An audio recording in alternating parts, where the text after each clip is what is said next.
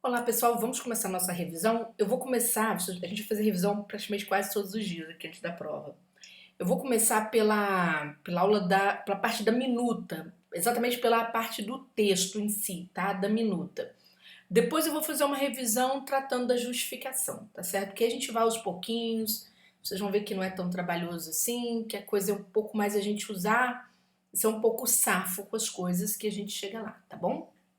Bom, vocês sabem que a gente vai ter que fazer uma minuta de proposição que, incluindo a justificação, tem um mínimo de 70 e o máximo de 90 linhas, né, valendo aí 40 pontos. Pessoal, eu preciso fazer as 90 linhas? Não. Isso é importantíssimo você saber, não. Até porque se você resolver peitar tudo que é máximo de linha que essa banca trouxe para vocês, vocês vão ficar muito cansados, não vão conseguir concluir tudo. Isso aconteceu na LMG, por exemplo, né, na segunda fase. Muita gente comeu corda com aquele volume de linhas que a banca soltou, sabendo que podia fazer bem menos, entendeu? Então, assim, procurem trabalhar de forma bem assim, aquele econômico bacana, sabe? Aquele econômico justo. Por quê? Porque a maioria não vai concluir, gente. Eu vou dar um exemplo só para vocês terem uma noção. No próprio curso que eu tenho, se eu tenho lá, por exemplo, uma turma, por exemplo, tem 20 alunos, tem dois escrevendo, é sempre 10%, entendeu? Então é muito pouca gente que produz mesmo. E lá na hora da prova, vocês vão sentir, muita gente nem chega a terminar os textos, tá? De tal modo que se vocês entregarem um texto minimamente honesto, vai dar certo, tá bom? Daqui a pouco eu falo do que é pior, do que zera, se tratando de minutos de proposição, né? Que eu não posso errar, tá? Que é o que me leva ao zero. Primeiro, a gente vai fazer uma comparação do que o Sebrasp fez no passado e do que é a FGV hoje, né? Vocês sabem, né, a maioria das pessoas já me conhece há algum tempo. Eu dou aula há mais de 2 décadas, né, para concurso público, na parte de discursivas, então a gente conhece as bancas muito de perto, sabe dos hábitos, a forma de proposição, os riscos, tá certo? Pessoal, ter uma batidinha é obra, tá? Mas lembra do dia da prova que estiver batendo sem fazer prova a si mesmo. Então, mindfulness mesmo, cabeça no que eu tô falando. E aí, né, eu vou fazer uma comparação, eu vou chamar a atenção de vocês para o que aconteceu no Sebrasp em 2014 e o que provavelmente vai acontecer na FGV agora em 2023. Primeiro, vamos lá. Quando você pegar o exercício de minuta, a FGV vai se aproximar um pouco do Sebrasp, vai, porém de uma forma mais objetiva, tá bom? Eu vou falar o que ela tem de complicador e o que ela tem de facilidade. Eu gosto muito das estruturas de proposição da FGV, porque ela trabalha geralmente de uma forma mais objetiva tudo que ela quer. É claro que ela lança pegadinhas e aí daqui a pouco eu comento.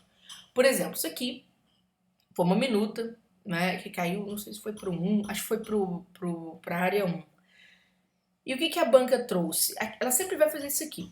Vai trazer um texto ou dois textos e vai trazer o comando da minuta.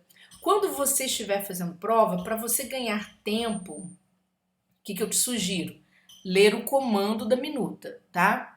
Ó, redige a minuta, não é de proposta de emenda à Constituição. Veja que aqui a banca foi uma mãe, por quê? Porque ela já falou que queria uma PEC, tá? Então você já sabe o que você precisa fazer, tá bom? Então, ó, aqui vem o objeto que vai para a ementa e vai para o artigo 1, tá? Ó, para promover a reforma do sistema eleitoral no Brasil, com vistas ao estabelecimento do voto distrital misto. Aí, opa, ou voto misto nas eleições para cargo de deputado federal, deputado estadual, deputado distrital. Então, preste atenção. Primeiro, sempre leia o comando da questão em vez de ficar perdendo tempo com texto motivador ou com um trecho de norma, um trecho da Constituição. A gente lê primeiro o comando, porque a gente tem que entender qual é o objeto. O objeto, naturalmente, dessa minuta, não é aquilo que eu vou, em primeiro lugar, julgar na ementa, tá? Eu já tenho aqui, não é? Exatamente o tipo de proposição que eu vou ter que apresentar, a banca me facilitou a vida e tal. Veja que aqui a banca pediu uma PEC sem trazer o texto constitucional. Ela trouxe um assunto, reforma política, um assunto que estava em voga naquela época, em 2013, era bastante comentado, e é sempre assim, a FGV vai fazer a mesma coisa. Ela vai pegar alguma coisa que está muito em voga, foi o que nós fizemos aqui o tempo inteiro nos exercícios, né? Vocês puderam perceber no turma de geração. Então foi isso. E aqui ela não trouxe o trecho da Constituição. Mas, pessoal, cada pessoa que está estudando para as comissões sabe os artigos base de matéria da sua comissão. Então, a pessoa, aquilo que eu falei lá no início do curso, você tem que saber a Constituição muito bem nos seus artigos, principalmente nos seus artigos de relação. Por quê? Porque a banca pode pedir uma minuta de proposição na forma de PEC.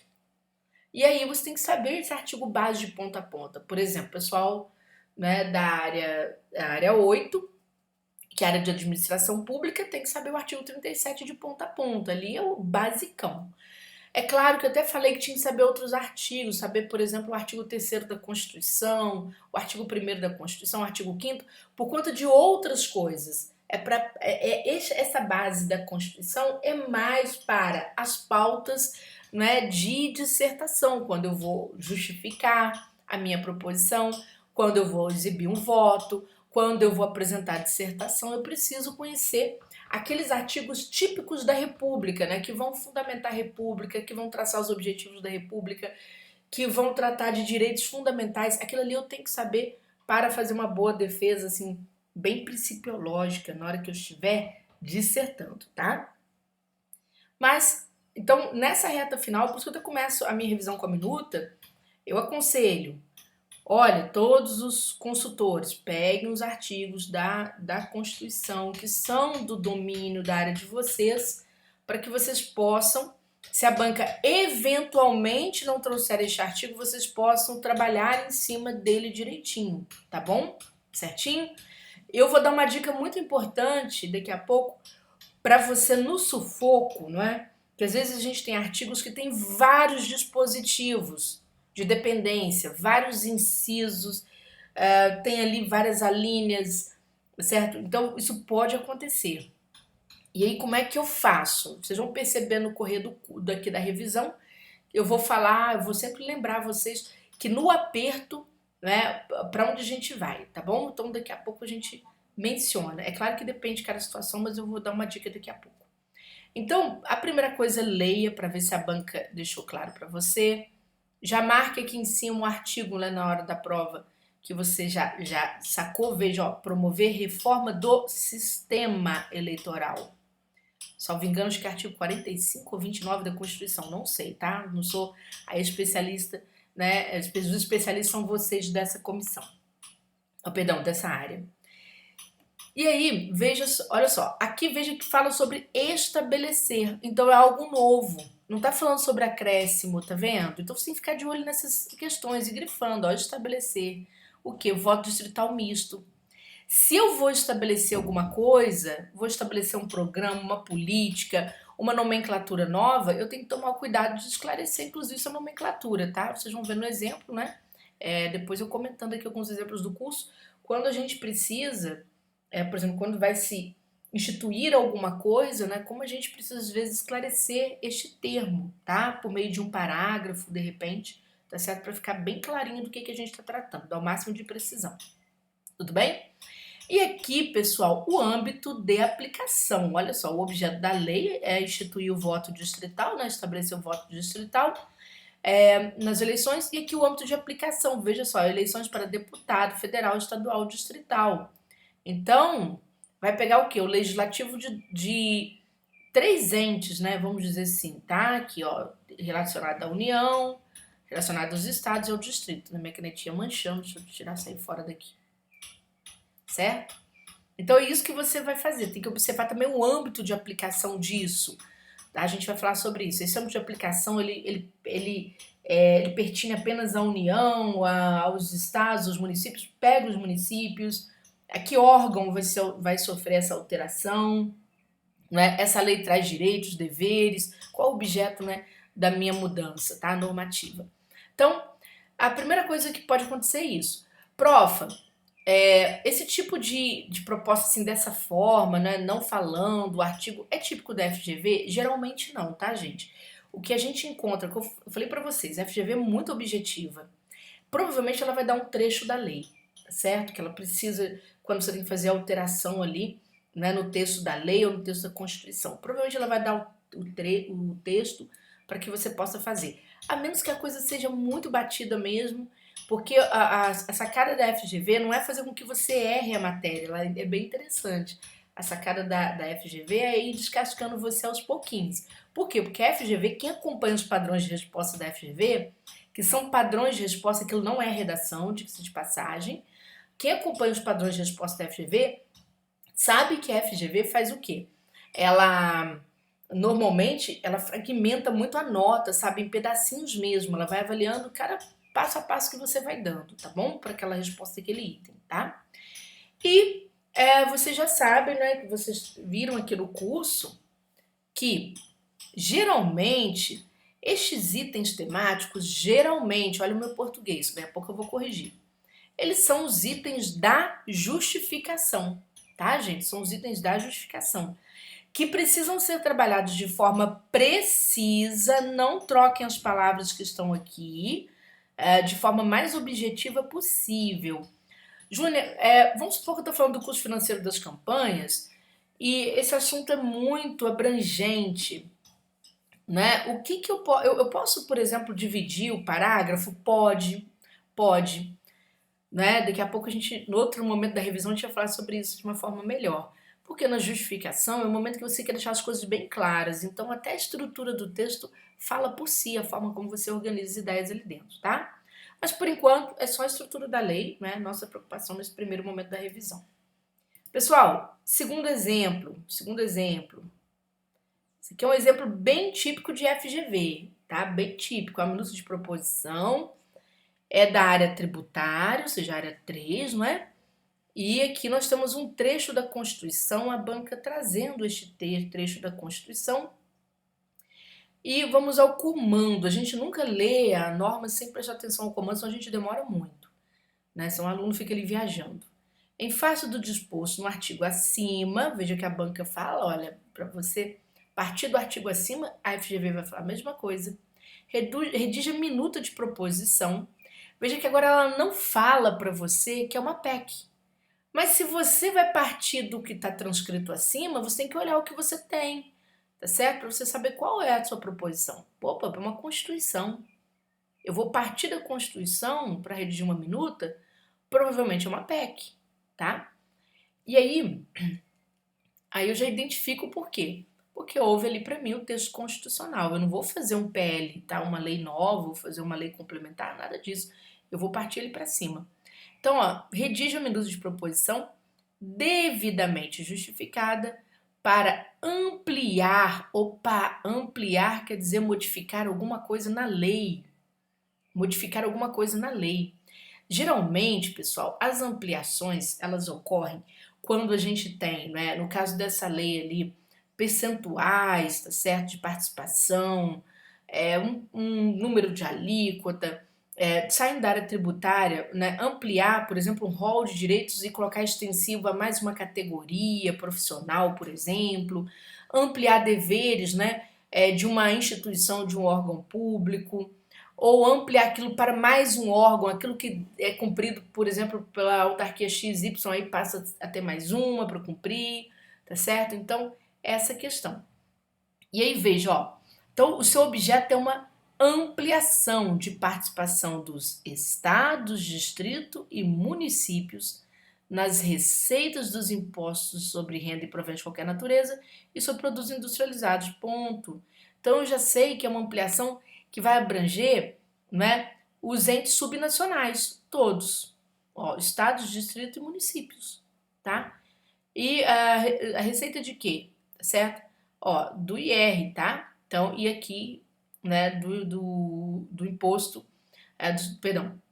sobre produtos industrializados. Então, quer dizer, o que a gente vai fazer? A gente vai trabalhar em cima dessa ampliação, tá?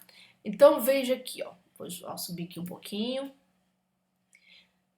O que você vai fazer, então? Você vai observar se neste trecho da Constituição já traz essa participação, o volume dessa participação para que você possa ampliar.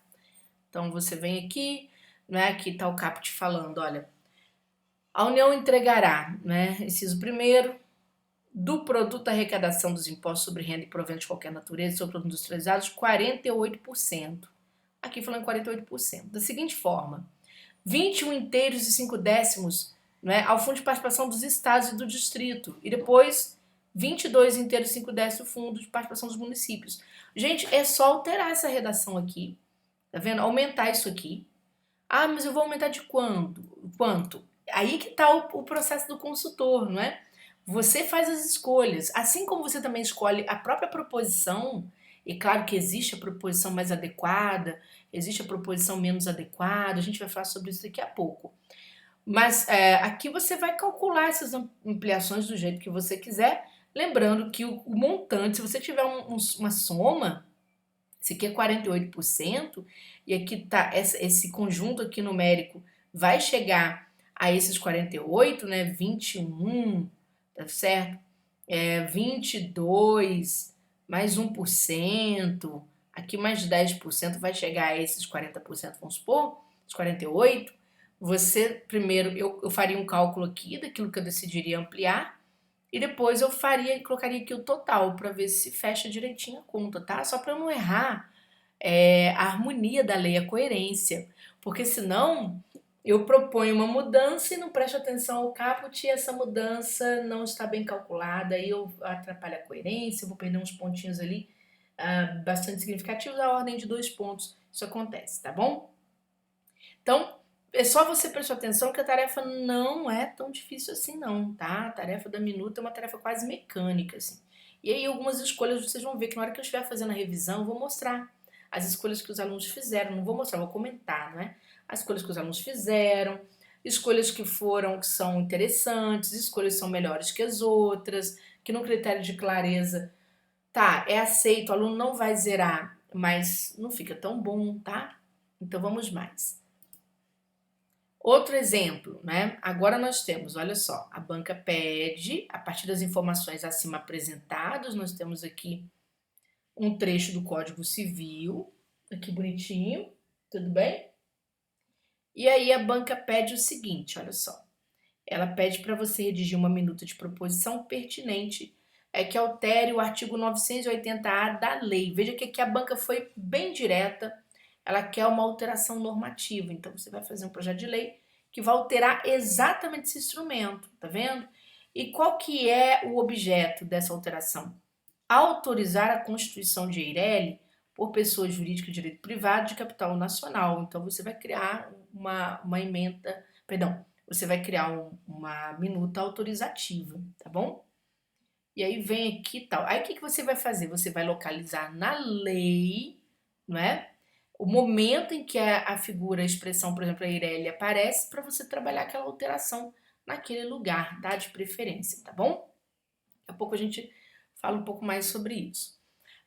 Vamos supor, né, que eu não estou conseguindo achar o melhor momento para eu criar esta alteração. É melhor você criar um novo dispositivo aqui ao final, tá? Se você estiver muito desesperado, eu não estou conseguindo achar, e deu insegurança, cria um dispositivo final aqui, certo? Igual aqui, por exemplo, aqui no caso a banca pediu para alterar o artigo 980-A. Nesse caso, algum trecho aqui que ela quer que você ou faça um acréscimo ou que você mude a redação. Então você tem que procurar aqui qual é o trecho e fazer isso. Mas vamos supor que fosse que você notasse uma alteração com cara de acréscimo. Com cara de acréscimo. Aí o aluno até poderia, por exemplo, acrescentar um inciso ao parágrafo primeiro. Poderia fazer isso. Mas se ele estiver muito desesperado, tem cara de acréscimo, é melhor colocar um parágrafo sexto, tá? Ou colocar um artigo 980-B aqui embaixo, tá bom? Então, deu desespero, vá para o final. Vá para o final. Por quê? No final você se salva, você perde menos pontos, né? Porque a dependência está criando um outro aspecto ali. É claro que a gente vai comentar, vocês vão sentir isso de forma mais segura na hora que eu estiver comentando os exemplos. Vamos lá. Aqui é a questão. Geralmente o pessoal da área 22 tem uma vantagem porque eles batem muito em cima dos códigos, então é uma mudança, geralmente, né, bem localizada. Só que eu vou falar um pouquinho de FGV numa situação, principalmente na área penal, tá? uma situação como essa, mas serve para todo mundo. A área administrativa também tem isso. Em fase do dispositivo legal transcrito, redija a minuta de proposição, então não te falou qual, mas vamos lá, devidamente justificada para assegurar preferência no processo e no julgamento das causas que envolvam homicídio de jornalistas. Então, assegurar uma preferência. Bom, o que poderia acontecer aqui? Eu poderia criar uma norma, mas vamos ver o que é melhor, qual que é o melhor instrumento, se é uma alteração ou criação de uma norma nova. Aqui diz assim, ó, primeiro já me trouxe o CPP, perdão. Quando já me traz norma, eu penso muito em alteração, tá, gente? O acréscimo.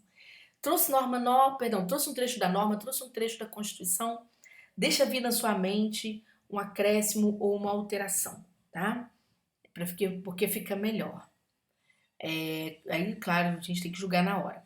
Veja que aqui fala sobre preferência. E aqui tá falando assegurar preferência. Ô, gente, a palavra-chave mata.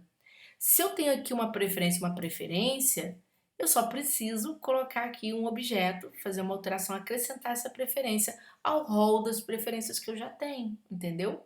Então é muito simples aqui, tá? Agora, muito cuidado.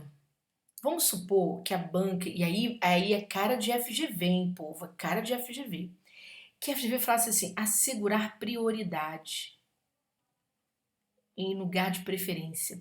Aí você vem, olha, você vê a palavra preferência, não tem a palavra prioridade. Então isso é outra coisa, tá? Ou vai ter algum outro artigo aqui tratando de prioridade, tá certo? No CPP. Ou você vai ter que criar uma regra de prioridade, então é outro projeto. Ou vai ter que criar outro artigo, né? Acrescentar um artigo que vai tratar de prioridade aqui, senão já existe um artigo prévio, a banca já te deu, entendeu? Então você tem que ficar de olho em palavra-chave. E a palavra-chave é o objeto, é sempre o objeto, tá? Essa dica é dica importantíssima. Palavra-chave é sempre o objeto, tá bom? E pra gente fechar esse bloco de dicas, né? Eu vou pegar aqui outra. Isso aqui é interessante, eu vou mostrar como que a FGV, o Sebrasp trabalhou e como que a FGV trabalha. E a gente simulou exatamente o que a FGV faria. Com relação ao fragmento de texto acima, que tem caráter unicamente motivador, primeiro sempre lendo o comando, né? Redija a minuta de proposição, na qual devem ser observadas as exigências legais e regimentais, né? Que a banca deixando claro para você cuidar da estrutura da minuta. Detalhe, ela não precisa falar isso, você tem que saber, mas às vezes fala. Com o objetivo de estabelecer o sistema eleitoral misto nas eleições para a Câmara dos Deputados. Então, âmbito de aplicação Câmara dos Deputados, estabelecimento do sistema eleitoral misto. Na proposição ou justificação, deverão ser contemplados necessariamente os seguintes aspectos. Veja que aqui, na proposição, você tem que contemplar estes aspectos. E na justificação, estes. Perceba que aqui a banca trouxe os aspectos que você vai ter que redigir no corpo normativo, tá? No âmbito da construção da norma. E aqui, na defesa da norma, na justificação desta norma. Certo? Isso pode acontecer? Pode. Mas como que a FGV faz nesse caso? Gente, a FGV, nesse caso, ela já faz a pergunta aqui. Ela pede tudo o que ela quer aqui em cima, tá? Vocês vão ver isso nos exemplos. Ela já pede tudo aqui. E o que a gente fez no curso? A gente fez basicamente o que a FGV costuma fazer, né? Deixa os itens para justificação e joga tudo que é da proposição no corpo do texto. Qual que é a vantagem ou desvantagem disso? A desvantagem é que você precisa ficar muito atento ao corpo do comando da elaboração da minuta. Você tem que estar muito atento. Porque se você não ficar atento, qual que é o problema? Você corre o risco de você errar, tá? Você perder alguma coisa. E isso vai acontecer na FGV. A FGV, para a maioria de vocês, ela vai fazer isso. Ela vai colocar, por exemplo, aqueles comandos lotados de enumerações. Muito cheios de enumerações. Por quê? Porque ela joga assim porque é mais fácil ela jogar pegadinha, sabe? É mais fácil você esquecer alguma coisa. Aí tem lá, por exemplo, você tem que trazer diretriz de uma política. E aí tá lotado de diretrizes, lotado. Você tem que enumerar uma por uma para você não deixar nada para trás. Por quê? Porque ela vai separar. Como ela usa essa ideia de segmentação do valor, né, por partes, ela vai dar uma notinha para cada um que você trouxer. Esqueceu um, perdeu aquela notinha. Tá bom? Tudo bem? Então, para começo de conversa, gente, são essas as dicas. Voltando aqui só ao nosso material geral, O que que é o pesadelo? O que que é o pesadelo numa elaboração de minuta? Então, só para vocês relaxarem e também, né, ficarem bem atentos. O que eu posso fazer, tá? O que eu posso fazer? Eu posso, quando a banca não define, ela não diz que é uma PEC, não falou nada disso, não falou que é uma resolução, eu posso escolher o melhor instrumento, tá? O que eu considero o melhor instrumento, ou seja, a melhor proposição. Às vezes eu tenho um direito de escolha. Isso acontece muito no legislativo, né? Os próprios parlamentares ficam às vezes debatendo o que seria melhor, tá? Se seria melhor, se isso vem em forma de projeto de lei, não é? Se é melhor uma PEC. Isso acontece, você pode escolher o melhor instrumento, tá? A melhor forma de proposição, pode. Você também pode escolher a melhor forma de organizar essa preposição, tá? Tá certo? Então, escolher os dispositivos. Por exemplo, aqui eu trouxe uns padrões de resposta para o pessoal do curso, mas eu sei, eu voltei nas redações de vocês, inclusive vocês têm que voltar lá, tá? Porque teve gente que eu terei a nota e tal, né? Que passa a correção geral do curso, nas minutas eu fui lá e pá, mexi em tudo. Voltem lá na área do aluno. Então, aqui vocês podem também escolher dispositivos. Por exemplo, às vezes, o exercício que eu tinha era para o aluno fazer um artigo 37, sei lá, tá? Em 37A. Tudo bem?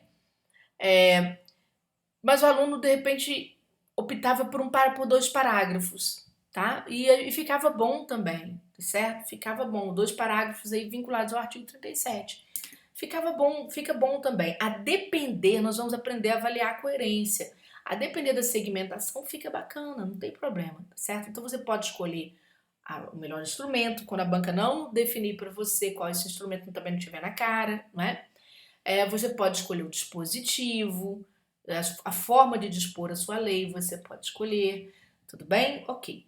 O que que leva ao zero, gente? Que é o sujeito zera. Primeiro, quando a banca define um instrumento e ele faz outro. Porque aí é um comando de questão que a banca quer uma proposta de emenda à Constituição, o aluno faz uma lei ordinária, por exemplo, uma minuta de lei ordinária. Não dá, porque aí ela definiu muito claramente, você fez outra coisa. O que zera também, e isso aqui teve gente que errou no curso, tá? Houve alunos que erraram. A banca te traz um objetivo X. O aluno leu, mas ele leu mal e ele resolve, por exemplo, o objetivo tratava de uma vedação. Tudo bem? E o aluno compôs um objetivo Y. Ele trouxe, por exemplo, um direito. Ele pegou o mesmo assunto, porém, ele não prestou atenção de que havia uma vedação e ele compôs um direito. Isso acontece muito. O aluno está lá na ementa, olha como é que vocês erram. O aluno faz a ementa direitinho, porque ele está de olho no enunciado. Quando ele vem para o corpo da norma, ele lembra da norma original de tanto que ele estudou e trata daquela instituição daquele direito. Em vez de ele falar daquela vedação ou de um regramento para alguma outra coisa associada àquele direito, não pode fazer isso, tá? Isso é zero. Então, muito cuidado, por isso que eu falo, leia o comando da minuta primeiro. Observe no comando da minuta qual é o objeto. Observe no comando de minuta qual é o âmbito de aplicação dessa minuta. Para quem que é? Isso abrange o quê? Vai abranger quantos entes subnacionais ali? Todos? Qual órgão? Às vezes não dá para colocar o ente, né? De repente é só uma mudança na lei, né? Vai sustar alguma coisa, uma aplicação, tipo, né, no decreto legislativo susta alguma norma e tal, os efeitos dela, aí você tem que ver, tá? Se tiver esses âmbitos, tem que prestar atenção no que a banca está escrevendo para você, tá bom? Tudo bem? Então, primeiro momento da nossa revisão, passando, vamos para o segundo bloco aqui no turma de redação para a gente falar mais sobre a minuta de proposição do seu corpo normativo.